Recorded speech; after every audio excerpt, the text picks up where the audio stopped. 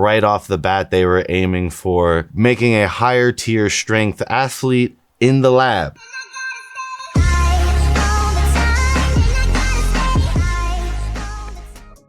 What is up, everyone? It's Russo. I hope everyone is doing well. Today's ASMR sip is 1907. Check out 1907.com.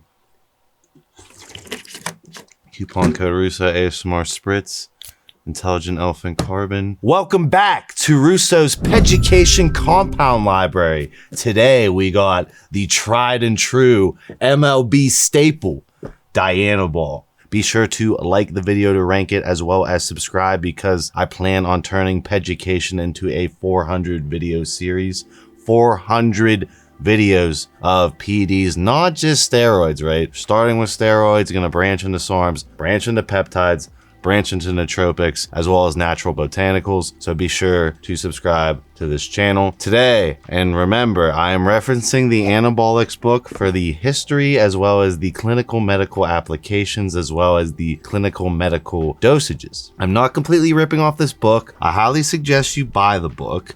I've already read the book. I'm not going to remember the fucking history, so I am going to read off it in the beginning to showcase how D-Bol got started. We're talking about Dianabol, which the long name is Methandrostenolone, or Methandienone. I just butchered the fuck out of that. But as far as the anabolic androgenic reading, according to this book, the androgenic reading is 40 to 60, and the anabolic is 90 to 210. Again, testosterone is 100. So it's a oral application. There's a 17 alkylation attached to the testosterone to make it an oral to get through the liver, which yields toxicity concerns, which I'll touch on later. As far as the history, it was first described in 1955, released to the US prescription drug market in 1958 under the brand name Dianabol, right? By SIBO Pharmaceuticals. SIBO developed it into a medicine with the help of Dr. John Ziegler, who was the team physician at the US Olympic teams, including weightlifting, powerlifting. So this was directly developed for a performance enhancing drug to go against the Russians, also doing the same thing in the Olympics. So right off the bat, they were aiming for making a higher tier strength athlete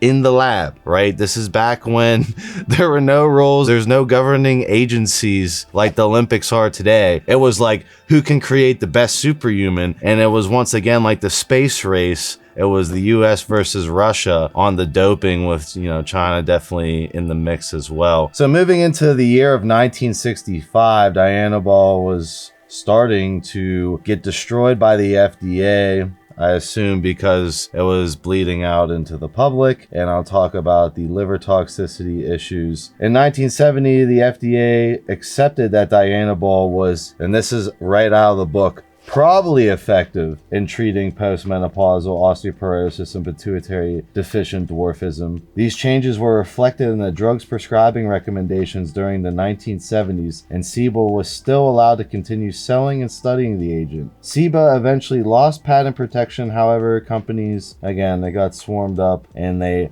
bought the drug again. As far as it being Methandrostenolone oral, I already touched on the 17 alkylation that the biochemist would attach, as well as the double bond between carbons 1 and 2. Again, to reduce the hypermasculinization side effects, aka to try to get the androgenic reading lower. So again, this can be used as a medicine for women, because we don't want any woman to think that they can take a synthetic androgen and then their voice gets as deep as mine within 3 days of taking it, which is what happens with a lot of these orals. They are not safe whatsoever and cause permanent masculinization side effects. Back in these days, they were trying to get a compound that was safe for everyone as far as being super anabolic and as little androgenic problems as possible. So Dianabol does convert to estrogen in the body. It is a wet oral. So expect, going into my own personal takes on it, if you are at a very good body fat, aka you're at like a legit 8%, 10% body fat, and you add in Dianabol, it's going to give you incredible fullness. There's going to be a little bit more water retention, but overall you can have a, you know, a solid tight look on Dianabol while being blown up, you know, with the water, glycogen retention, as well as nitrogen retention of D-Bol. Most of the time you'll read online that, you know, you're gonna blow up, you'll get puffy, you'll get fat if you're not at the most optimal starting weight and body fat percentage. Again, expect to gain fat, water, glycogen, nitrogen, and to achieve more of the Dianabol moon face look. So your face will get bloated. Take that into consideration that if you are utilizing this during the summer, it's gonna make you look less lean than you actually are without it operating in your system. And take into the fact that there are certain individuals who are stupid lean who start D-Bol. They're gonna have a way better look than if you start D-Bol at a less optimal body fat, and overall you'll have way less issues the more lean you are before starting as far as aromatization. So Dianabol does aromatize, right? This is one of those things where you need to have an ancillary compound on hand to combat the estrogen conversion, because gynecomastia is 100% definitely possible with Dianabol. So gynecomastia can be onset within, like, I'd say 4 or 5 days. If you don't catch it during that time, you could develop permanent hard breast tissue lumps as a male that will not look aesthetic when you're at a low body fat and you see those lumps. So again, this is not one of those ones that is super safe as far as no gyno risk. There's always technically a risk for gyno when you're dealing with, again, suppressing or booting off your own natural testosterone and having that aromatized before your body catches it. This is a compound that directly aromatizes and is known to. So keep that in mind, that again, the gyno risk is there. So this being a modified form of testosterone, we definitely have the androgenic side effect risks of oily skin. For those who don't know, I'll have Andrew look up the name, but like the glands, your pores essentially get bigger and secrete more oil. D-Bol is known to cause oily skin, which could lead to acne if you're not showering and keeping up with Dianabol. You should be showering right after the gym if you're using anabolics anyways, because of the excess oil that the sebum glands produce, as well as you're going to have possibility of body hair growth, but more importantly, male pattern baldness. This is not a hair safe compound. Do not expect it to be a hair safe compound. You will 100%, again, if you had a hair catcher in your shower and you're counting your hairs before you start taking D-Bol, and then after you start taking D-Bol you count your hairs again, I guarantee there will be more hairs in your catcher once D-Bol is saturated in your system. Next, touching on the 17-alkylated methylation of this compound, aka the biochemists need the compound to get through and converted by the liver before it hits the blood. For them to do that, they attach the 17A to the compound, which shields it through the liver, but it's causing tons of liver inflammation. What does this mean? Again, I'm gonna go into my personal rants about D-Bol at the end of this video, but basically I would not run D-Bol over 4 weeks. As far as if you do, you could definitely risk having jaundice, especially if you're pushing a super high dosage over 8 weeks. Expect your eyes to go yellow, expect for you to feel like shit and your liver to be completely swelled up from, again, dealing with oral after oral every day, cutting it up. Now obviously you can mitigate this by taking N-acetylcysteine on cycle as well as TUDCA on or off cycle to offset the liver damage. The liver is very resilient if you are, again, keeping up with it with on-cycle support supplements as well as post-cycle support supplements, constantly flushing your liver out. As far as how you can check if your liver is damaged or not after the cycle, you can check your AST or ALT readings, which is markers of liver inflammation. So definitely not one of these orals that are super low toxicity that can be run, you know, forever, like a little baby aspirin type toxicity. No, this is definitely something that you cannot run and is normally used for a Kickstarter at the beginning of a testosterone cycle. And then obviously with any synthetic androgen, you're running the risk of ruining your cholesterol. So you have HDL, good cholesterol, you have LDL, bad cholesterol. So expect your HDL not to be above 30.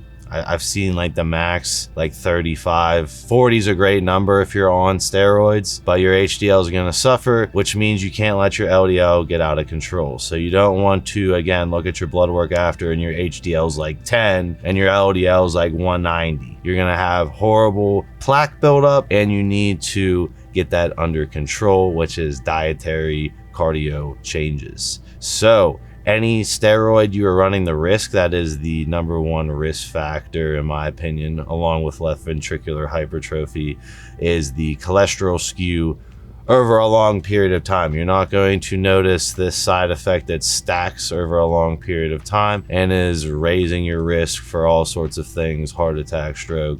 We all know that cholesterol needs to be kept under lock, even with diabetics, right, who aren't abusing androgens. So again, I'm going to reference the Anabolics book as far as the medical dosings that are straight out of this book written by doctors, and they have daily dosage of 5 milligrams for no more than 6 consecutive weeks. As far as them going into the, more like Olympic bodybuilding cheating dosages, they have 15 to 30 mg a day for no more than 4 weeks.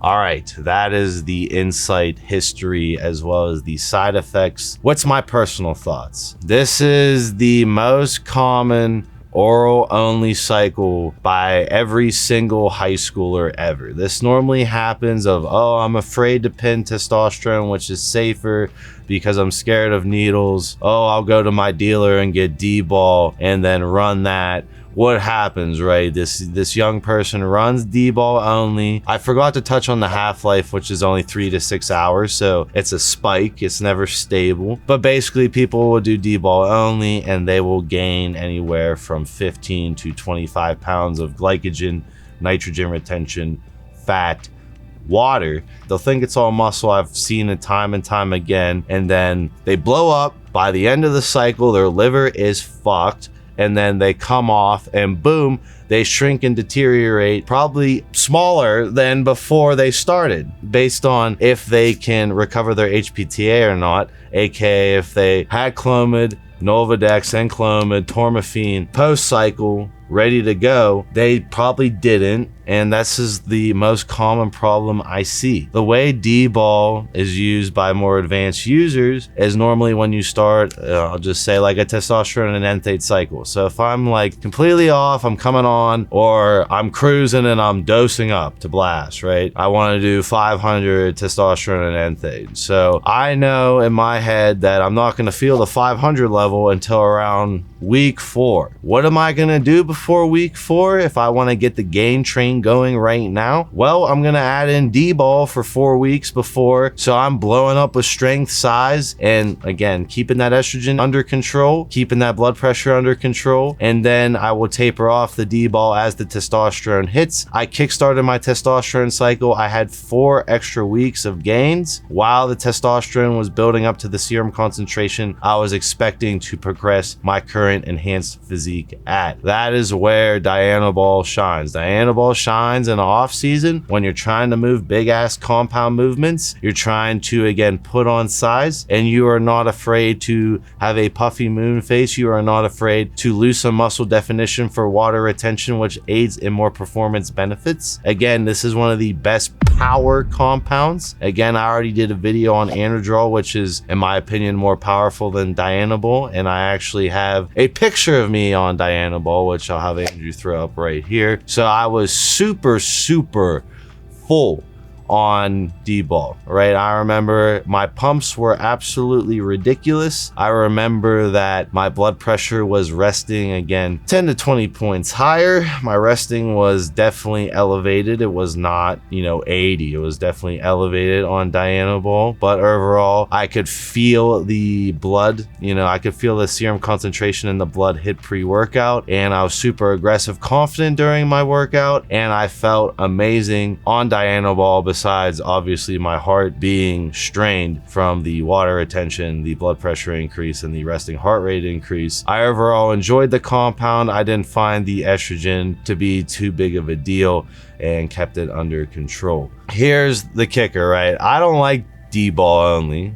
I see it all the time. The half-life is only 3 to 6 hours, so again, you're either dosing that in 2 dosings and not having stable androgen levels because it's going to shut down your natural testosterone. So I definitely recommend using some sort of test base or a constant androgen under the D-Bol where you can enjoy the spikes, but again, when you're going to sleep at night or where you're waking up, you're not in a completely depleted state of androgens and then flooding your body with androgens right before you train. I think you should have some sort of base. Overall, I mean, it's used in the MLB. I think, you know, some of the top MLB guys that were hitting all the home runs, you know, they're using D-Bol because of that power output, and it really shines in powerlifting as well as putting on tremendous amounts of size. As far as it makes me mentally feel, and then what you guys have messaged me, is that you feel more confident. You don't feel angry at all. There's no anger involved. It's more sheer confidence. I know entrepreneurs personally who don't really lift. They don't look like they lift. They don't look like they're on steroids. If they have a big ticket interview or they have a big ticket sales call, they pop a Dianabol right before it and they're more confident during the sales call, during the meeting, whatever it may be. That is a performance benefit completely outside of the muscle gains, is that the confidence feeling, the sense of well-being is very well noted online with Dianabol. I do see Dianabol holding its name forever. I don't think this is some obscure androgen that, you know, had hype from being an old school androgen and that will fall off the wagon. I see D-Bol always having a role because it's so tried and true. It's been around forever. We know what it does. We know the side effects. We know that we have to battle gyno possibly on it. And we know that if you don't start at a good body weight with D-Bol, it's definitely gonna make you look sloppy as fuck. But if you do start at a good weight, you're gonna have a crazy full dense look with tons of power. I really don't have much bad things to say about it as long as you take into consideration that this is a methylated oral that causes significant toxicity, and you can't use this, for example, like a SARM for over 8 weeks and expect your liver not to be completely demolished. And I definitely wanted to note that the blood pressure issues are real with it, and you have to, again, always be monitoring your blood pressure. I recommend, you know, 2 readings a day as the most optimal, but you should see where your blood pressure is before training and where your blood pressure sits after training, especially if you're using pre-workout androgens on top of, you know, your normal base androgen. That's basically what I have to say about Dianabol. If you guys have anything I missed, please comment it down below. But overall, I'm really enjoying this series and I'm excited to stack up this catalog. So comment what video you guys want to see next.